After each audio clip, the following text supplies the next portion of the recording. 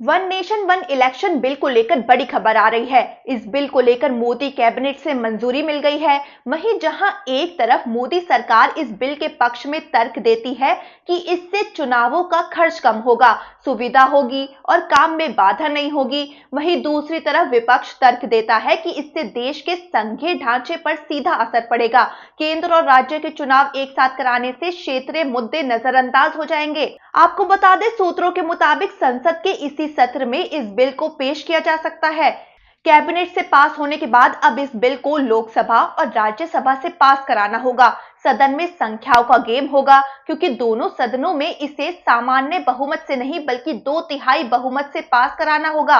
BJP के पास लोकसभा में बहुमत नहीं है, इसके लिए उन्हें अपने सहयोगियों को मनाना होगा। अगर ये बिल दोनों सदनों से पास हो जाता है तो ये सुप्रीम कोर्ट की संविधान पीठ के पास भी जा सकता है, क्योंकि ये संविधान में बदलाव का मामला है। इसके अलावा इस बिल को राज्य की विधानसभाओं में सामान्य बहुमत से पास कराना होगा। अब आपको समझाते हैं कि one nation one election bill है क्या। सभी राज्यों के विधानसभा चुनाव और लोकसभा चुनाव एक साथ कराए जाएं। एक चुनावी बूथ में 2 मशीनें हो और वोटर एक मशीन से सांसद चुने, दूसरी में विधायक। 11 घंटे की वोटिंग में प्रधानमंत्री भी तय हो जाएगा और सारे मुख्यमंत्री भी। इससे पहले सितंबर महीने में इस बिल के प्रस्ताव को कैबिनेट से मंजूरी मिल गई थी। तब गृह मंत्री अमित शाह ने कहा था कि इसी सरकार के इसी कार्यकाल में इसकी घोषणा की जाएगी।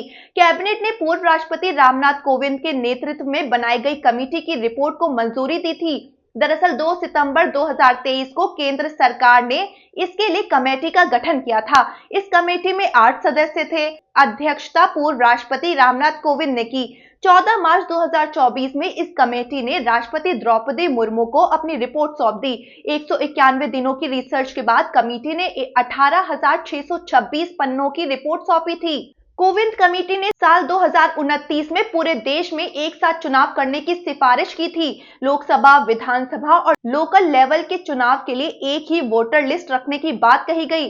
कमेटी की सिफारिशें क्या थी, आपको बताते हैं। पहले चरण में लोकसभा के साथ सभी राज्यों के विधानसभा चुनाव हो। दूसरे चरण में लोकसभा विधानसभा के साथ स्थानीय निकाय चुनाव हो।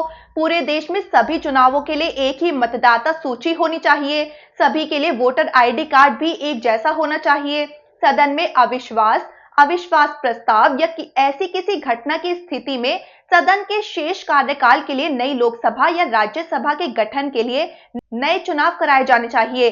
चुनाव कराने के लिए लॉजिस्टिक्स की आवश्यकताओं को ईसीआई पूरी करेगा। ईसीआई राज्य चुनाव आयोगों के साथ मिलकर इसे तय करेगा।